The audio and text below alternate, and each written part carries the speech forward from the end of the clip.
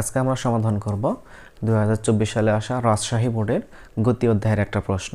উদ্দীপকটা আমরা দেখে নিই। প্রথমে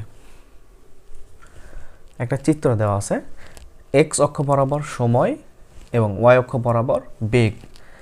এক্স অক্ষ বরাবর সময় 10 সেকেন্ড, 20 সেকেন্ড, 30 সেকেন্ড, আর ওয়াই অক্ষ বরাবর বেগ 0 থেকে 15 ms ইনভার্স 1, 30 এবং 45। এখানে বলা আছে চিত্রে ওডি এবং এবিসি যথাক্রমে একটি গাড়ি, ও থেকে ডি পর্যন্ত এই সরল রেখাটা, এটা আমরা বলবো হচ্ছে একটি গাড়ি, এবং এ থেকে বি এবং বি থেকে সি এটা হচ্ছে মোটরসাইকেলের বেগ নির্দেশ করে। পি বিন্দুতে একটি লাইট পোস্ট আছে, এখানে এই বিন্দুতে একটা লাইট পোস্ট আছে। এখন গাড়িটি লাইট পোস্টটি কত বেগে অতিক্রম করবে, এই প্রশ্নটা আমরা সমাধান করব।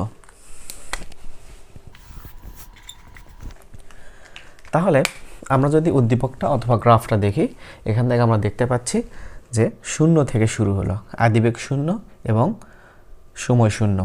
তাহলে সময় যত অতিক্রম করতেছে বেগ ঠিক সেভাবে বৃদ্ধি পাচ্ছে। তাহলে সময়ের সাথে বেগ বৃদ্ধির হারকে আমরা বলি সাধারণত ত্বরণ। তাহলে আমরা 10 সেকেন্ড, 20 সেকেন্ড অথবা 30 সেকেন্ডে ত্বরণ বের করব। যে কোনো একটা ত্বরণ বের করলেই হবে, কারণ সময়ের সাথে সমানভাবে ত্বরণ বৃদ্ধি পাচ্ছে। তাহলে আমরা যদি চাই 10 সেকেন্ড, 20 সেকেন্ড অথবা 30 সেকেন্ডে ত্বরণ বের করব, একই উত্তরই আসবে। ওই ত্বরণ ধরে আমরা পি বিন্দুতে বেগ নির্ণয় করব। তাহলে যা যা দেওয়া আছে আমরা তা একটু উঠাই। এখানে আদিবেগ 0, ইউ সমান 0। আমরা হিসাব করব 30তম সেকেন্ডে ত্বরণ কত, টি সমান, তাহলে 30 সেকেন্ড আমরা দেখতে পাচ্ছি শেষ বেগ 45। এখন আমরা বের করব ত্বরণ। তাহলে ত্বরণ নির্ণয়ের সূত্র আমরা জানি,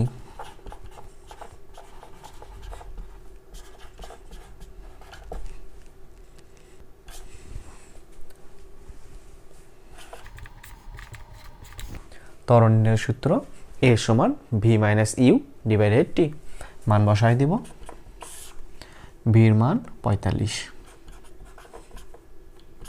আদিবেগ 0, টি এর মান 30। যদি আমরা হিসাব কিতাব করি উত্তর আসবে 1.5 2। তাহলে আমাদের হাতে সময় আছে এখান থেকে পি বিন্দু। তাহলে পি বিন্দু যেহেতু কোনো নির্দিষ্ট মার্কিং করে নেই, আমরা 20 এবং 30 সেকেন্ডের মাঝামাঝি সময়টা ধরে নিতে পারি, সেটা হচ্ছে 25 সেকেন্ড। আর এখানকার এই সরলরেখা বরাবর ত্বরণ পাওয়া গেল 1.5 ms ইনভার্স 2। এখানকার আমরা শেষ বেগ নির্ণয় করব। তাহলে শেষ বেগ নির্ণয় করার সূত্র কি, ভি সমান ইউ প্লাস এটি। ইউ এর মান 0, এর মান 1.5, টির মান 25। যদি হিসাব করা হয় 12 বা 25, 25 12.5, 37.5 ms ইনভার্স 1। তাহলে ওডি বরাবর পি বিন্দুতে যদি একটা ল্যাম্প পোস্ট অথবা লাইট পোস্ট থাকে, তাহলে গাড়িটি 37.5 মিটার পার সেকেন্ড বেগে লাইট পোস্টকে অতিক্রম করবে।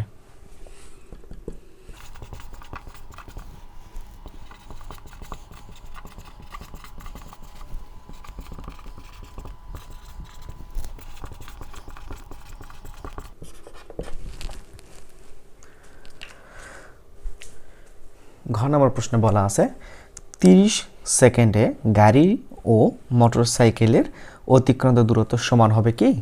তাহলে 30 সেকেন্ডে এই গাড়ি এবং এই মোটরসাইকেলের যে অতিক্রান্ত দূরত্ব এটা সমান হবে কিনা আমরা বের করব। তাহলে আমরা দেখতে পাচ্ছি যে গাড়িটি সমত্বরণে চলতেছে, ধীরে ধীরে বেগ বৃদ্ধি পাচ্ছিল। তার মানে এখানে একটা সমত্বরণ কাজ করতেছে, যা আমরা আগের প্রশ্ন থেকে সমাধান করে রাখছি। তাহলে আগের প্রশ্নে যে সমাধান ছিল ওখানে ত্বরণের মান ছিল 1.5 মিটার পার সেকেন্ড স্কোয়ার। ওই ত্বরণ ধরে আমরা গাড়িটির অতিক্রান্ত দূরত্ব বের করতে পারবো।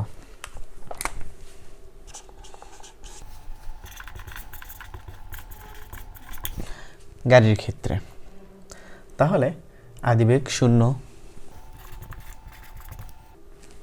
শেষ বেগ 45-30 সেকেন্ডে, সময় 30 second.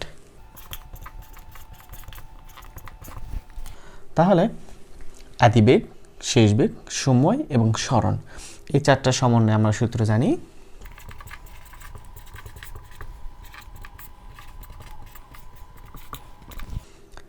u plus v divided two into টি।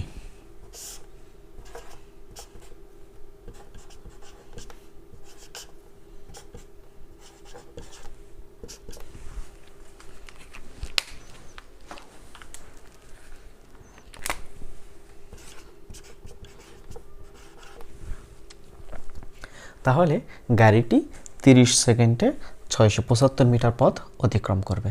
এবার আসি আমরা মোটর সাইকেলের ক্ষেত্রে। তাহলে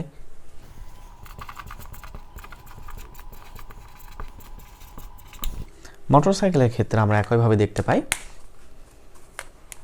এখান থেকে শুরু হয়, আদিবেগ 15 থেকে শুরু হয়, এই 10 সেকেন্ডে সুন্দর করে বেগ বৃদ্ধি পাচ্ছে, তার মানে এখানে একটা ত্বরণ কাজ করতেছে। তাহলে এই আদিবেগ এবং এই শেষ বেগ ধরে আমরা এখানকার দূরত্বটা বের করতে পারি।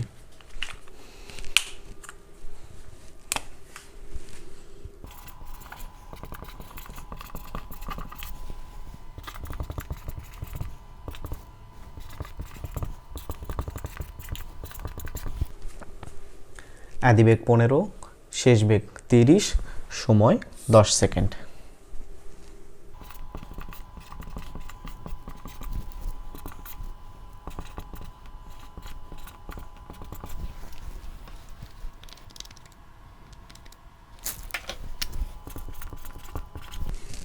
তাহলে প্রথম 10 সেকেন্ডে মোটর সাইকেলটি 225 মিটার পথ অতিক্রম করে। এখন এই বিন্দু থেকে আমরা দেখতে পাচ্ছি এখানকার শেষ বেগ, প্রথম ক্ষেত্রে শেষ বেগ ছিল 30। এখন যদি আমরা এই সরল রেখাটা দেখি, এর শেষ আদিবেগ 30 এবং শেষ বেগও 30, তার মানে এখানে বস্তুটি সমবেগে চলতেছে। সমবেগে চললে আমরা সূত্র জানি S সমান VT। তাহলে পরবর্তী আমরা কত সেকেন্ড হিসাব করব? 20 সেকেন্ড। মোট রাস্তা ছিল 30 সেকেন্ডের, প্রথমে আমরা 10 সেকেন্ড হিসাব করলাম, বাকি থাকে 20 সেকেন্ড। এইটুকু আমরা হিসাব করব এখন।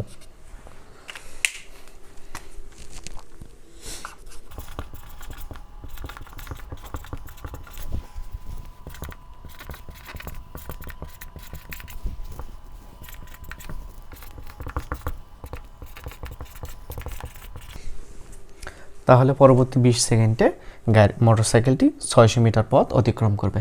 আমরা এখন প্রথম 10 সেকেন্ড, পরবর্তী 20 সেকেন্ডের মোট অতিক্রান্ত দূরত্ব যোগ করব।